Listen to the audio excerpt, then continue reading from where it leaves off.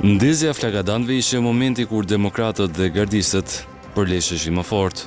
Sa herë që ndizej një, garda tentonte t'ia hiqte deputetit nga dora dhe me një të tillë, për të garantuar rendin në sallë, i vun flakën fibrës së transmetimit të kuvendit.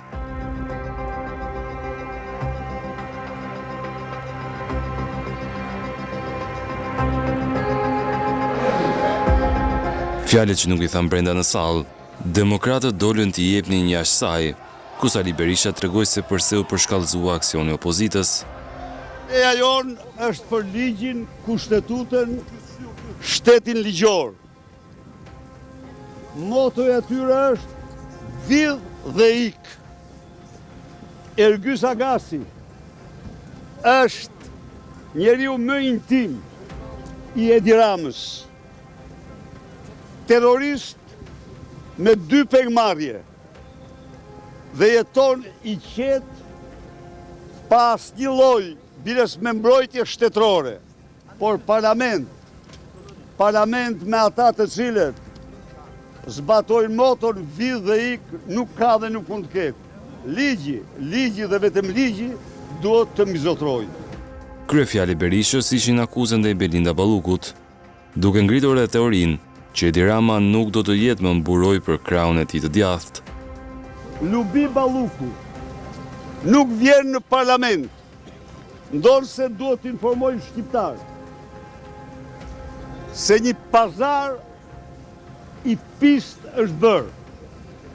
Pazari është më në fund, siç pata njoftuat 3 ditë më parë, se Rama ndodhej në zgjedhjen e më të vështirë të jetës tij, midis Lindës dhe Belindës, midis Lubis dhe Lindës. Dhe Mram ka vendosur të mbaj Lindën, të lëshoj Belindën. Pa fjalë nuk mbetën as socialistët, të cilët u rikthyen me deklarata në oborrin e parlamentit dhe duke akuzuar demokratët për një agjendë destabilizuese. Shqiptarët e dinë se sa herë që duket qartë që protestat nuk kanë frymë, nuk kanë pjesëmarrje, duhet t'i vëmë zjarrin parlamentit që t'na vinë njerëzit në protest. Shqiptarët e dinë fare mirë se kush e udhëheq, kush i jep urdhrat për të gjitha këto imazhe dhe fotografi që i bën dëm Shqipërisë. I pash që sulmuan avokatin e ri të popullit, u munduan ta pengojnë avokatin e ri të popullit të bëjë betimin, edhe pse vetë e kanë firmosur dhe propozuar. Megjithatë, populli shqiptar ka një shprehje të bukur, qend let lejnë karvani ecën përpara. Fuqinë politike të demokratëve, Taulan Balla e konsideroi minimale, dhe për të, kjo është arsye kryesore se përse zgjidhet radikalizmi në prag të protestës kombëtare të njoftuar. Kuvendi i Shqipërisë e ka qartazi të përcaktuar gjithë procedurën që do ndjeki, me gjithë klithmat, ulërimat e Gazmend Bardhit. Kuvendi i Shqipërisë, siç e përcakton procedura, nesër fillon procedura. Ne dim procedurën, nuk dim vetim Grupi parlamentar i Partisë Socialiste për të miratuar kërkesën e para është që ky është një rast ku Kuvendi i Shqipërisë do duhet ta kryejë procedurën sipas kushtetutës dhe sipas procedurës. Me mbarimin e fjalëve, socialistët u larguan nga parlamenti, por kjo nuk do të thoshte se mbaroi edhe puna e tyre. Menjëherë filluan të mblidhin firmat për të kërkuar përjashtimin kolektiv të demokratëve, ku 29 opozitar janë projektuar për t'u përjashtuar.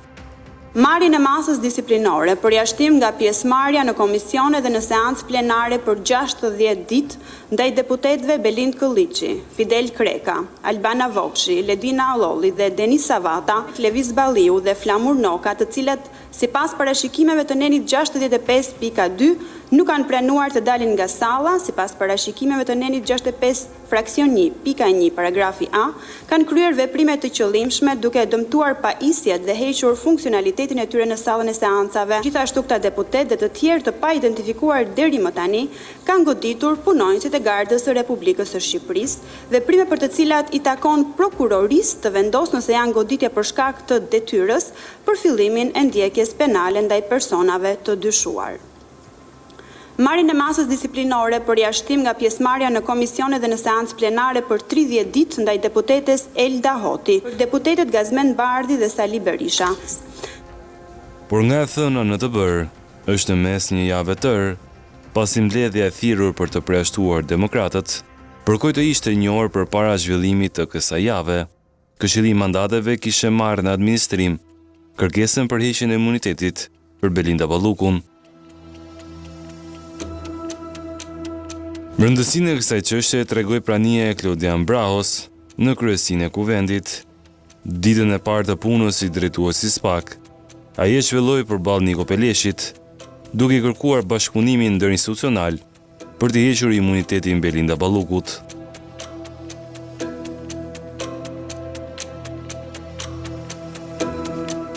Qasja e socialistëve nuk ishte kaq bashkëpunuese. Fillimisht ata nuk donin që provat e SPAK të binin në dorën e deputetëve të opozitës, duke ngritur disa alibi se përse ato nuk duhet të aksesohen, por në finale, pas deklarimit të drejtuesit të SPAK, duart e 10.000 faqe materiale i vendosën të gjithë. Avokati Belinda Ballukut kërkoi disa javë kohë për shqyrtimin e materialeve, plot 3 të tilla, ndërsa socialistët edhe më shumë, duke propozuar që mbledhjen e ardhshme ta bëjnë në 19 janar.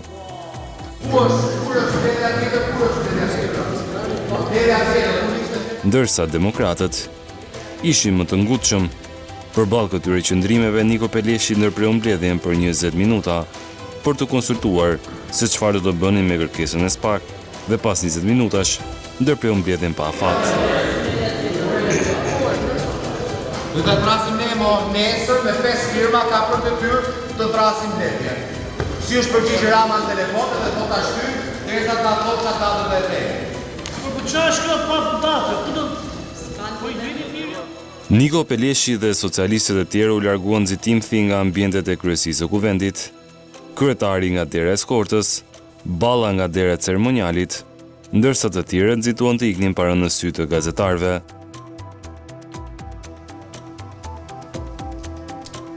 Demokratët kishin një qasje tjetër, dhënien e qëndrimit të tyre përpara kamerave, duke akuzuar socialistët për një procedurë jo transparente.